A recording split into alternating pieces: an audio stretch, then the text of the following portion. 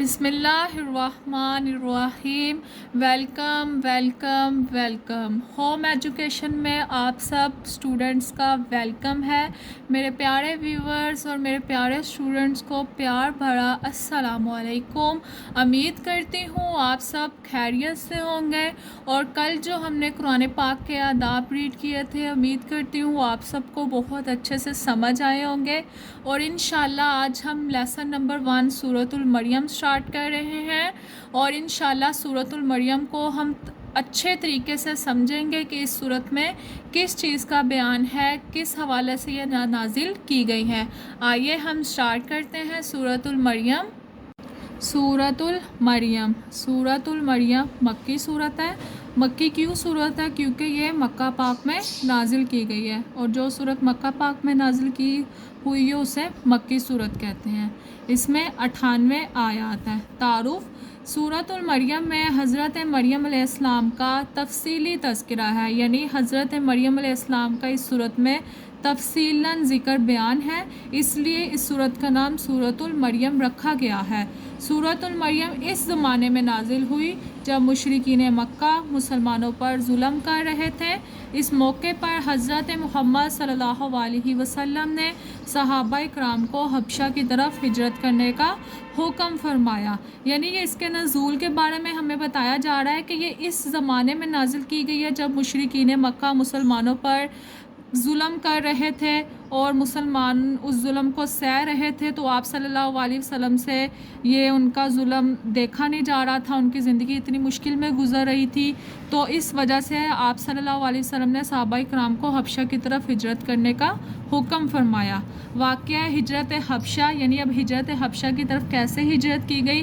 حبشہ بر اعظم افریقہ کا ایک ملک تھا۔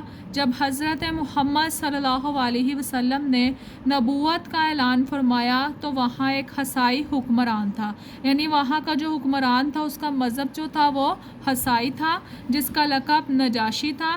نجاشی بہت رحم دل اور عادل، یعنی انصاف کرنے والا بادشاہ تھا، وہ کسی پر ظلم نہیں کرتا تھا۔ نجاشی کا اصل نام اسامہ ہے۔ مکہ مکرمہ میں صحابہ کرام پر قریش کا ظلم حد سے گزر گیا تھا۔ اس موقع پر حضرت محمد صلی اللہ علیہ وسلم نے محسوس کیا کہ ایسے سخت حالات میں مسلمانوں کے لیے زندگی بسر کرنا مشکل ہوتا جا رہا ہے۔ آپ صلی اللہ علیہ وسلم نے اللہ تعالیٰ کی زندگی بسر کرنا مشکل ہوتا جا رہا ہے۔ آپ صلی اللہ علیہ وسلم نے اللہ تعالیٰ کے حکم سے مسلمانوں کو حبشہ کی طرف ہجرت کرنے کی اجازت دے دی۔ حضرت محمد صلی اللہ علیہ وسلم کی اجازت سے 11 مردوں اور 4 خواتین نے حبشہ کی طرف ہجرت کی۔ اب ٹوٹل 15 لوگوں نے ہجرت کی، ان میں سے 11 مرد ہیں اور 4 خواتین ہیں۔ ہجرت کرنے والوں میں جن انبیاء کرام کا ذکر ہے وہ حضرت عثمان غنی رضی اللہ تعالیٰ عنہ اور آپ کی زوجہ محترمہ حضرت رقیہ، جو کہ آپ صلی اللہ علیہ وسلم کی شہزادی ہے، انہوں نے بھی ساتھ ہجرت کی ہے۔ یہ حبشہ کی طرف پہلی ہجرت تھی اور یہ نبوت کا 5واں سال تھا۔ مسلمان امن کی تلاش میں حبشہ پہنچے، لیکن مکہ مکرمہ کے کافروں سے یہ بات برداشت نہ ہوئی۔ وہ چاہتے تھے کہ مسلمان کہیں بھی چین اور سکون سے نہ رہیں۔ انہوں نے تحفے دے کر اپنے کچھ لوگوں کو نجاشی کے پاس بھیجا۔ ان لوگوں نے وہاں قیمتی تحفے پیش کیے اور نجاشی سے کہا کہ ہمارے علاقے سے چند ناسمجھ لوگ بھاگ کر یہاں آ گئے ہیں، انہوں نے اپنے باپ دادا کا دین چھوڑ کر نیا دین اختیار کر لیا ہے، وہ آپ کے دین کے بھی خلاف ہیں، آپ ان کو ہمارے حوالے کر دیں۔ یہ بات سن کر نجاشی نے مسلمانوں کو دربار میں بلایا اور ان سے کچھ سوالات کیے۔ نجاشی کے سوالوں کے جواب میں حضرت جعفر بن ابی طالب رضی اللہ تعالیٰ عنہ نے نجاشی کے دربار میں پر اثر تقریر کی۔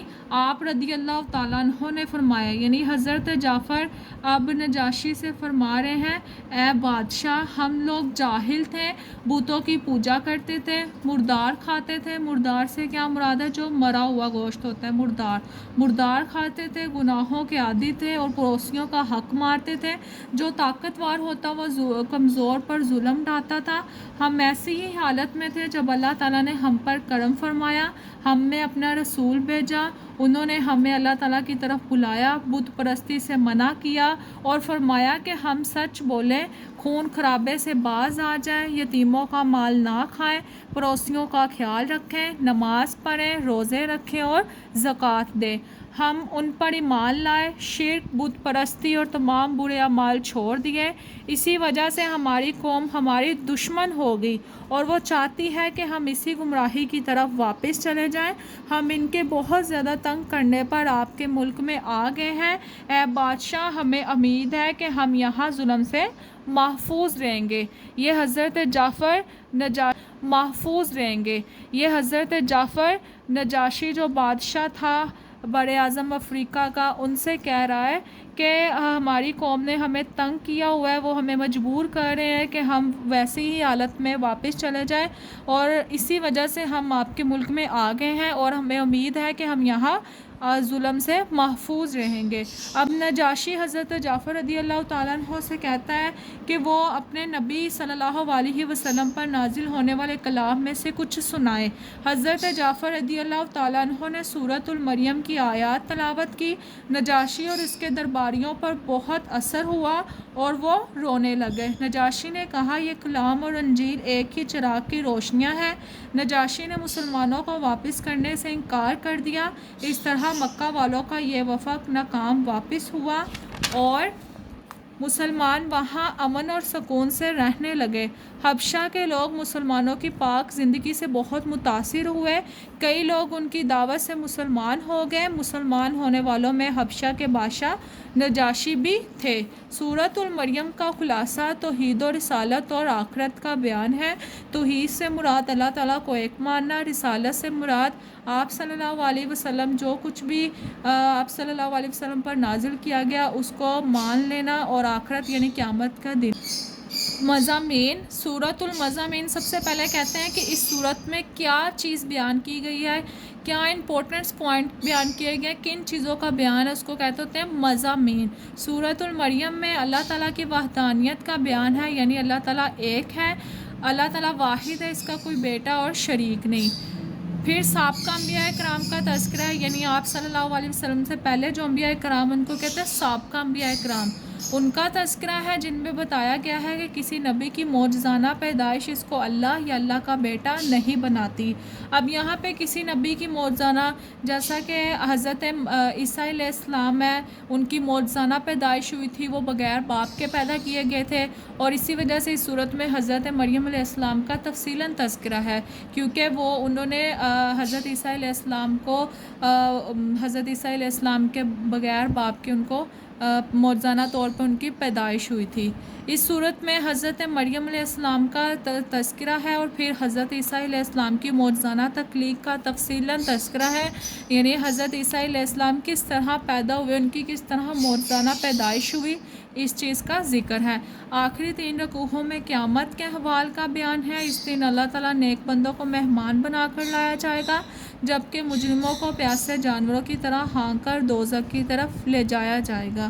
اللہ تعالیٰ ان لوگوں میں ہمیں بھی شامل فرمائے جو کہ اللہ تعالیٰ کے نیک بندے ہیں، جنہیں مہمان بنا کر اللہ تعالیٰ کے پاس لے جایا جائے گا۔ اب نیکسٹ پوائنٹ ہمارا ہے علمی اور عملی نکات۔ علمی سے کیا مراد ہے؟ علمی وہ باتیں جو علمی ہیں، علمی باتیں اور عملی جن پر ہمیں عمل کرنا چاہیے، علمی اور عملی نکات اس کو کہتے ہیں۔ مضامین کس چیز کو کہا جاتا تھا؟ مضامین اس کو کہا جاتا ہے جو اس صورت میں پوائنٹ بیان کیے گئے، جو اس صورت میں مین چیزیں بیان کی گئی ہیں کہ کن کن چیزوں کا تذکرہ ہے۔ اور علمی اور عملی نکات سے کیا مراد ہے؟ وہ علمی باتیں جن پر ہمیں عمل کرنا چاہیے۔ اب سورۃ المریم کا مطالعہ کرنے سے جو علمی اور عملی نکات معلوم ہوتے ہیں، ان میں سے کچھ یہ ہیں۔ پوائنٹ نمبر 1، اللہ تعالیٰ کی رحمت اور قدرت سے کبھی مایوس نہیں ہونا چاہیے، ہر حال میں اس سے دعا مانگتے رہیں۔ پوائنٹ نمبر 2، تمام انبیاء کرام نے اپنی قوموں کو ایک اللہ کی عبادت کرنے کی دعوت دی۔ پوائنٹ نمبر 3، ہمیں اپنی تمام حاجات، یعنی ہمیں جو بھی حاجت ہے، جو بھی مشکل ہے، وہ صرف اس کے لیے ہمیں اللہ تعالیٰ سے دعا کرنی چاہیے۔ پوائنٹ نمبر 4، کسی نبی کی معجزانہ پیدائش انہیں اللہ یا اللہ کا بیٹا نہیں بناتی، بلکہ یہ ان کی عظمت یعنی اللہ تعالیٰ کی عظمت کو بیان کرتی ہے۔ پوائنٹ نمبر 5، ہمیں اپنے والدین کے ساتھ نیک سلوک کرنا چاہیے کیونکہ یہ انبیاء کرام کا طریقہ ہے۔ پوائنٹ نمبر 6، ہمیں اپنے بڑوں کو نہایت ادب اور احترام سے نیکی کی دعوت دینی چاہیے اور انہیں برائی سے منع کرنا چاہیے۔ ہمیں اپنے بڑوں کو بڑے ادب اور احترام کے ساتھ نیکی کی دعوت دینی ہے، یہ نہیں کہ وہ ہمارے بڑے ہیں، وہ ہمارے بڑے اور ہم پر فرض ہے ان کا ادب اور احترام کرنا۔ پوائنٹ نمبر 7، ہمیں وعدہ پورا کرنا چاہیے کیونکہ یہ انبیاء کرام اور نیک لوگوں کی صفت ہے۔ پوائنٹ نمبر 8، اللہ تعالیٰ نے قرآن مجید کو حضرت محمد صلی اللہ علیہ وسلم کی زبان یعنی عربی زبان میں آسان فرما دیا۔ ہمیں بھی عربی زبان سیکھ کر قرآن مجید میں غور و فکر کرنا چاہیے۔ حدیث نبوی صلی اللہ علیہ وسلم، جیسا کہ آپ کو پتہ ہے، آپ صلی اللہ علیہ وسلم کے قول، فعل اور تقریر کو حدیث کہتے ہیں۔ حضرت محمد صلی اللہ کہتے ہیں، حضرت محمد صلی اللہ علیہ وسلم نے فرمایا، ماں کی گود میں جن بچوں نے بات کی ان میں سے ایک حضرت عیسیٰ علیہ السلام ہے۔ اہم بات، ہمارے پیارے نبی حضرت محمد صلی اللہ علیہ وسلم نے معراج کے سفر میں جن انبیاء کرام سے ملاقات فرمائی ان میں حضرت عیسیٰ علیہ السلام بھی تھے۔ جب ملاقات ہوئی تو حضرت عیسیٰ علیہ السلام نے حضرت محمد صلی اللہ علیہ وسلم کو دیکھ کر فرمایا، خوش آمدید نیک نبی، نیک بھائی۔ حضرت محمد صلی اللہ علیہ وسلم نے حضرت عیسیٰ علیہ السلام کا حلیہ مبارک بیان کرتے ہوئے فرمایا، حلیہ مبارک سے یعنی آپ کیسے دکھتے تھے، کیسے دکھائی دیتے تھے۔ آپ صلی اللہ علیہ وسلم نے فرمایا کہ ان کا قد میانہ یعنی درمیانہ تھا، نہ زیادہ بڑا تھا نہ زیادہ چھوٹا تھا، درمیانہ تھا، اور رنگ سرخ اور سفید تھا اور ایسے لگتے تھے جیسے ابھی غسل خانے سے باہر آئے ہیں۔ امید کرتی ہوں کہ آپ سب کو